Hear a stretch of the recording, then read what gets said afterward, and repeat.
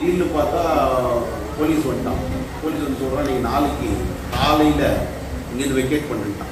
அது பின்னாடி என்னன்னு பார்க்கல நான் இது வரைக்கும். அதுக்கு பின்னாடி ஏதோ போலீஸ் இருக்குது அதெல்லாம் எடுக்கும்போது அப்போது இந்த பிரபுபாத் எடுத்து அப்படி திருப்பி பார்க்குறேன் வந்துட்டு. அப்போ பிரபுபாத் தான் சொன்னார். அதுக்கப்புறம் அடுத்த 10 years straight to the line வந்துட்டு எனக்கு ஒன்று புரிஞ்சுது. இந்த ப்ரோக்ராம் வந்துட்டு யார் பண்ணுறதுனா பிரபுபாத் தான் பண்ணுறாருன்னு புரிஞ்சுது. என்ன அப்படின்னா, ஒரு சமயத்தில்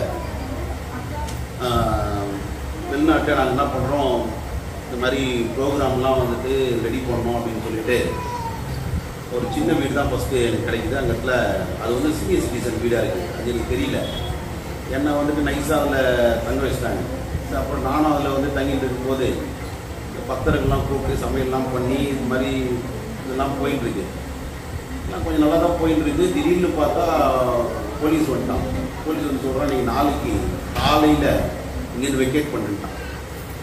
அப்போ என்ன யோசனை வருதுன்னா, என்னடா இது முதல்ல ஆரம்பிக்கும் போது செவரும் நானும் பார்த்து பேசினேன். அதுக்கப்புறம் தான் மக்கள் வந்துட்டு கேட்க ஆரம்பிச்சு இப்போ தான் வளர்ந்துட்டு வருது. என்னடா இது இந்த சமயத்தில் போய் இந்த மாதிரி இதுக்கு ஆதாரமாக இருக்கக்கூடிய வீட்டை எடுத்தாங்கன்னா இதில் எப்படி வந்துட்டு பிரசாதம் செய்கிறது, எப்படி பக்தர்களை வந்து இங்கே குறைஞ்சி பேசுறது அப்படின்னு ஒரு யோசனை வருது. இது நடுவில் வேறு எல்லாத்தையும் எடுக்கணும். நம்ம ஊர் மாதிரி இல்லை, ஒரு பெட்டிஷனை போட்டு 100 நாளாக பண்ணிருப்போம். அப்படிலாம் பண்ண முடியாது. இல்லை யாருக்கால எடுக்கணும்னா எடுத்து தான் ஆகணும். நைட் இப்போ தான் நல்லா கவனிக்கணும். நைட்டு எல்லாத்தையுமே எடுத்துகிட்டே இருக்கும்போது நான் இங்கேருந்து போகும்போது எனக்கு ஒரு பிரபுபாத் ஒரு ஃபோட்டோ அப்படி இருந்தது. நான் முன்னாடி தான் வச்சு அதே பிரபுபாத் தான் ஆஃபரிங் பண்ணுகிறேன். அவ்வளோ நாள் நடந்துருக்குது.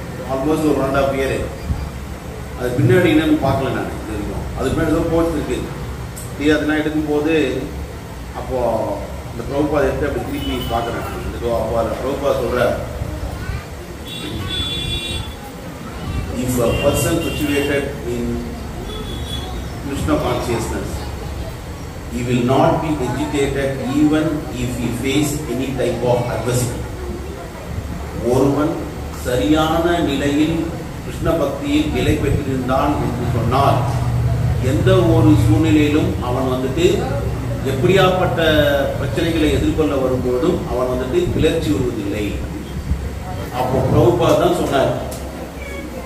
அதுக்கப்புறம் அடுத்த 10 years straight to the line வந்துட்டு எனக்கு ஒன்று புரிஞ்சுது.